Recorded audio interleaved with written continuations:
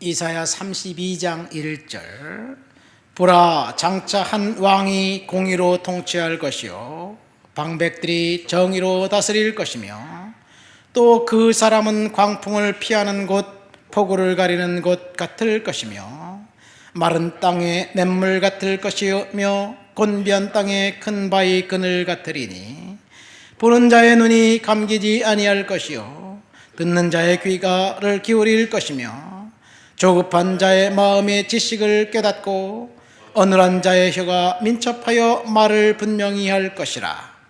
어리석은 자를 다시 존귀하다 부르지 아니하겠고 우둔한 자를 다시 존귀하다 자라 말하지 아니하리니 이는 어리석은 자는 어리석은 것을 말하며 그 마음에 불의를 품어 간사를 행하며 패역한 말로 여호와를 거스르며 줄인 자의 속을 비게 하며 목마른 자에게 마실 것을 없어지게 함이며 악한 자는 그 그릇이 악하여 악한 계획을 세워 거짓말로 가련한 자를 멸하며 가난한 자가 말을 바르게 할지라도 그러함이거니와 존귀한 자는 존귀한 일을 계획하나니 그는 항상 존귀한 일에 서리라. 아멘. 이사야 선지자의 예언을 읽었습니다. 이사야 선지자는 앞으로 120년 혹은 130년 후에 될 일을 예언한 예언자입니다. 이사야서는 두 부분으로 나눌 수 있습니다. 1장부터 39장까지는 하나님의 심판에 대한 이야기입니다. 돌아오라는 그런 명령이죠. 40장부터 끝장까지는 희망에 대한 이야기를 하고 있습니다. 우리가 32장을 읽었으니까 이사야 선지자를 통해서 심판을 선언한 그 말씀입니다.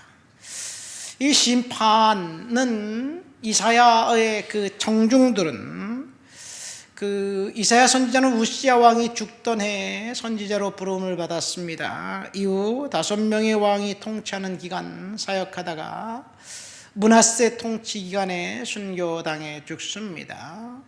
이사야 선지자의 절정은 히스기야 왕 때에 있었습니다.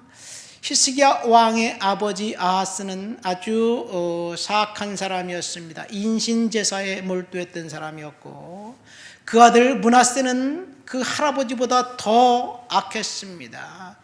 결국 이 므낫세 때문에 유다는 멸망당할 수밖에 없습니다. 아버지도 그렇고 아들도 그렇고 사악한 왕인데 아들 히스기야는 우리는 성군으로 알고 있습니다. 그 이유는 외적인 그런 환난 때문에 그렇습니다. 히스기야가 왕이 되자 북왕국 이스라엘이 멸망당했습니다. 그리고 아수르가 예루살렘을 침략해 들어옵니다. 그때 그 나라를 다스리던 왕은 무엇을 해야 할까요? 이 악에게 그 다른 생각을 할 겨를이 없었습니다. 외적인 전쟁에 그 마주서서 이제 골몰하면서 선지자의 이야기를 경청합니다. 우리가 읽은 이사야 32장을 읽었는데 이사야 28장부터 33장까지 한 묶음이라고 보면 됩니다. 28장부터 33장까지 한 묶음으로 핵심은 화 있을진저라는 책망입니다. 이 이사야 선지자가 책망을 하는데 31장 1절에 보면 도움을 구하러 애굽의 도움을 구하러 가는 자는 화 있을진저 그런 말씀을 하고 있습니다. 하나님을 의지해야지 애굽의 도움을 구하러 가지 말라는 그런 예언입니다. 이사야 선지자의 충고대로 히스기야 왕은 결코 애굽의 도움을 구하지 않았습니다. 이 아수르 왕 사네립이 이제 18만 5천 명을 대동해서 예루살렘을 침략해 오고 비난하는 편지를 보냈을 때 그 편지를 들고 히스기야 왕은 성전에 들어가 하나님 앞에 기도합니다. 하나님 앞에 기도하자 이상한 일이 벌어졌습니다. 하룻밤 사이에 18만 5천 명 아수르 병사들이 송장이 되었습니다. 그리고 아수르 왕은 혼비백산에서 도망가 본국에 도착해서 이 니스룩 신전에서 살해당해 죽습니다. 그리고 전쟁은 끝났습니다. 히스기야 왕이 성군이 될 수 있었던 것은 이 환난 때문에 그렇습니다. 전쟁이라는 위기가 그를 하나님 앞에 매달리게 만들었습니다. 근데 공교롭게도 이후 15년간 히스기야는 그 히스기야의 행적은 성경에 나와 있지 않습니다. 죽을 병이 들어서 15년간 생명 연장받았는데 그 이유는 성경에서 단 한 줄도 나와 있지 않아요. 위기가 지나고 역경이 지나자 하나님을 찾지 않았다는 이야기이기도 합니다. 애굽을 의지하지 말라고 말씀을 선지자를 통해서 이야기했는데 요시야 왕 이후 유다의 마지막 왕들은 애굽을 의지했습니다. 특별히 여호야김은 애굽이 요시야 왕이 애굽과 전쟁에서 전사하자 예루살렘까지 진격해 와서 그 아들 아하시야를 폐위하고 여호야김을 애굽의 꼭두각시 왕으로 세웠습니다. 그래서 여호야김은 철저히 애굽에 의존합니다. 애굽에 복종하고 애굽을 따랐습니다. 유다 정치 권력에는 친애굽파가 득세했습니다. 그런데 그때 바벨론이 전 세계 강자로 등극하면서 친애굽파 정책을 펴고 있는 유다를 가만 놔두지 않았습니다. 유다에 침략해서 결국 이 여호야김은 바벨론에 항복합니다. 그래서 많은 포로들이 끌려갑니다. 이것이 1차 바벨론 유수입니다. 이때 끌려갔던 사람들 중에 다니엘이 있었습니다. 이때는 유다가 멸망당하기 18년 전의 일입니다. 그런데 이렇게 바벨론이 이제 그 침략하는 그때 활동했던 선지자가 예레미야 선지자입니다. 예레미야 선지자는 애굽에 항복해라. 그래야 산다. 이사야 선지자는 애굽을 의지하지 말아라. 그렇게 예언했습니다. 그런데 여호야김 왕은 바벨론에 그 항복해서 3개월 만에 또다시 바벨론을 배반하고 애굽의 도움을 요청합니다. 그러니까 이제는 바벨론이 군사를 동원해서 다시 애굽을 유다를 침략합니다. 결국 유다는 바벨론에 이제 굴복하고 맙니다. 그래서 이 여호야김 왕이 죽고 그 아들 여호야김 왕이 되었는데 3개월 만에 그 아들 여호야김과 또 다른 사람들을 끌고 가면서 그의 숙부 시드기야를 왕을 세웁니다. 이것이 2차 바벨론 유수입니다. 이때 에스겔이 끌려갔습니다. 이때는 유다가 멸망당하기 11년 전입니다. 철저히 애굽에 의지하고 애굽의 도움을 요청했는데 애굽은 진짜 도움이 필요할 때 쌩까고 도망갔습니다. 이것이 애굽을 의지했던 사람들의 이 말로입니다.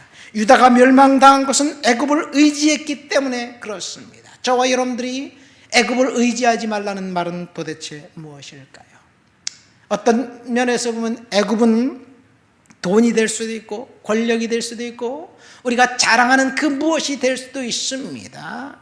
그것들이 우리에게 도움이 되고 우리를 세워줄 것 같지만 결국 그것들은 우리를 세워줄 수 없다는 것, 오직 하나님만 의지하라는 것이 이사야 선지자의 메시지입니다.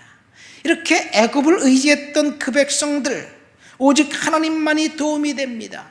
오늘 본문 1절 2절 말씀 보세요. 장차 한 왕이 공의로 통치할 것이며 방백들이 정의로 다스릴 것이며 또 그 사람은 광풍을 피하는 곳, 폭우를 가리는 곳 같을 것이며 마른 땅의 냇물 같을 것이며 곤비한 땅의 큰 바위 그늘 같으리라. 이 말씀은 메시아가 이제 이 땅에 왔을 때 메시아 통치 이후의 이야기를 말하고 있습니다. 그러나 이사야 청중들은 지금 히스기야 왕 통치 기간 동안에 전쟁의 소용돌이에 있었던 그 사람들이 이사야 청중들입니다.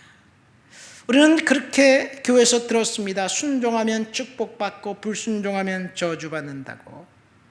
물론 불순종하면 저주받고 하나님을 멸시하면 심판받는 것은 사실입니다.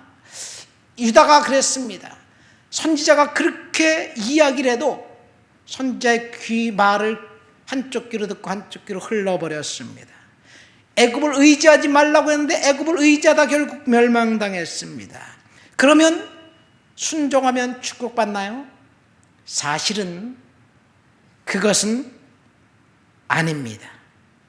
만약 순종해서 축복받는다면 우리가 무언가 기여했기 때문에 축복이란 선물을 받은 공로신앙, 뭔가 신에게 열정적으로 뭔가 했기 때문에 우리가 그 대가를 받는 것이라고 오해하게 됩니다. 불순종하면 저주받고 하나님을 멸시하면 심판받는 것은 사실입니다. 그러나 불순종한 그 사람들에게 하나님이 찾아가셔서 그들을 십자가의 보혈로 구원해 주신 것, 이것이 하나님의 사랑입니다. 우리가 불순종했는데 그럼에도 불구하고 하나님이 우리에게 찾아오셔서 구원의 기회와 희망을 주신 거예요. 우리가 뭔가 순종했기 때문에 그 구원받은 게 아니에요. 우리가 불순종했는데 하나님께서 우리에게 구원을 주셨기 때문에 그 은혜에 감사해서 우리가 하나님 앞에 순종하고 충성해야 되는 거예요. 이사야 선지자의 메시지에 의하면 불순종한 사람들 중에 구원받은 사람들은 남은 자들입니다. 소수의 남은 자들을 통해서 하나님은 이스라엘 백성들이 하나님을 떠났지만 새로운 일들을 시도하실 거예요. 이 불순종한 백성들이 얼마나 사악했는지 6절 7절 말씀 볼까요? 본문 6절 7절 말씀 보세요. 이는 어리석은 자는 어리석은 것을 말하며 그 마음에 불의를 품어 간사를 행하며 패역한 말로 여호와를 거스리며 줄인 자의 속을 비기하며 목마른 자에게서 마실 것이 없어지게 함이며 악한 자는 그 그릇이 악하여 악한 계획을 세워 거짓말로 가련한 자를 멸하며 가난한 자가 말을 바르게 할지라도 그리함이거니와. 이것이 이사야 청중들의 현주소입니다. 악이 지배하는 세상, 악이 득세해서 결국 선과 악이 혼재되어 있습니다. 하나님이 심판할 수밖에 없습니다. 여기 보면 어리석은 자가 나옵니다. 악한 자가 나옵니다. 간사를 품는 그 사람이 나옵니다. 한마디로 말해서 악한 사람들이 자신의 악행으로 줄인 자에게 빼앗고 목마른 자에게 마실 물그릇을 던져버리고 치워버리고 악한 계획을 세워서 가련하고 가난한 사람들을 등쳐먹고 빼앗는 것, 그래서 자신의 배만 불리는 그 세상이 바로 이사야 시대의 청중들이었고 그것이 바로 오늘 우리 시대가 아닌가 생각됩니다. 이런 악한 자들이 있을 때 하나님은 한 왕을 그들에게 보내셔서 공의로 심판하시겠다고 약속하고 있습니다. 이 악한 자들이 득세하는 세상은 이사야 31장에 나와 있는 것처럼 애굽의 도움을 청하는 사람들, 하나님을 거부하는 사람들을 이야기합니다. 하나님이 한 왕을 이 땅에 보내셔서 이제 그들을 새롭게 주겠다고 약속하셨는데 이것은 두 가지 의미입니다. 첫 번째, 이스라엘의 남은 자들을 통해서 새로운 역사를 쓰게 하겠다는 이야기입니다. 훗날 이 말씀은 예레미야에 의해서 새 언약으로 이제 진행됩니다. 이 새 언약, 하나님이 심판할 수밖에 없지만 하나님께서 그들을 구원하시겠다는 그 새로운 언약입니다. 두 번째 의미는 말세 메시아를 통해서 완전한 구원의 스토리를 써가겠다는 이야기입니다. 여기 나온 한 왕, 공의로 통치할 왕은 메시아입니다. 본문 1절부터 8절은 메시아의 공동체, 메시아의 백성들에 대한 이야기입니다. 훗날 예수님이 재림하실 날 이루어질 그 예언입니다. 이사야 선지자는 그리스도의 초림과 재림을 예언하고 저 뒤에 65장에 가면 새하늘과 새 땅, 그 그리스도의 그 완전한 통치가 있는 심판 이후를 예언하기도 합니다. 그런데 그리스도가 이 땅에 오실 때 저와 여러분들에게 소망을 주신 것이 바로 2절입니다. 2절 말씀 보세요. 이 2절 말씀 보니까 하나님 앞에 소망을 둘 때 하나님만이 광풍을 피하는 곳, 폭풍을 가리는 곳이 된다는 사실. 마른 땅이 냇물 같게 될 것이고 곤비한 땅이 바위 그늘같이 될 것이다. 마른 땅과 같은 우리 인생, 광풍과 폭풍이 우리를 지배하고 있어서 우리가 어떻게 살아야 될지 모르는 그런 상황 속에 있을 때 하나님께서 저와 여러분들에게 그 냇물과 바위 그늘로 역사하신다는 사실, 광풍과 폭풍을 이 마른 땅과 곤비한 땅이지만 하나님께서 축복의 땅으로 바꿔주신다는 약속을 저와 여러분들에게 하고 있습니다. 이 약속을 붙들고 하나님 앞에 기도합니다. 우리의 현실은 지금 이 마른 땅과 그리고 광풍이 지나가고 폭풍이 몰아치는 그런 힘든 역경과 같은 상황일 수도 있습니다. 이것이 우리의 현실일지라도 그리스도의 통치 아래 있는 저와 여러분들에게 환난과 역경이 지나가고 이 마른 땅에는 냇물이 흐르고 쨍쨍 햇빛이 내려지는 그곳에는 바위걸로 시원하게 우리들을 지켜주실 것, 그것이 하나님의 약속입니다. 말씀을 맺습니다. 오늘 말씀은 애굽의 도움을 요청하러 내려갔던 사람들, 하나님을 거부했던 그 백성들을 구원시켜 주시면서 하나님께서 메시아의 통치를 통해서 희망을 예언하고 있습니다. 이사야 청중들에게는 희망이 없었습니다. 오늘 본문 말씀에 보면 이사야 청중들의 어떤 상황인지 구체적으로 말하는 것은 조급한 자, 어리석은 자, 우둔한 자, 악한 자들이라는 단어를 통해서 알 수 있습니다. 그런 사람들이 세상을 통치하면서 선과 악이 뒤섞여 악이 득세하는 세상 가운데 있을 때 그리스도가 통치하는 그날, 정의와 공의가 이루어질 그날, 저와 여러분들에게 폭풍과 그 광풍이 지나가고 마른 땅에 시냇물이 흐르고 바위 그늘로 저와 여러분들을 인도해 주신다는 사실을 믿으시기를 예수님의 이름으로 축원드립니다. 하나님 아버지 감사합니다. 이사야의 예언을 들었습니다.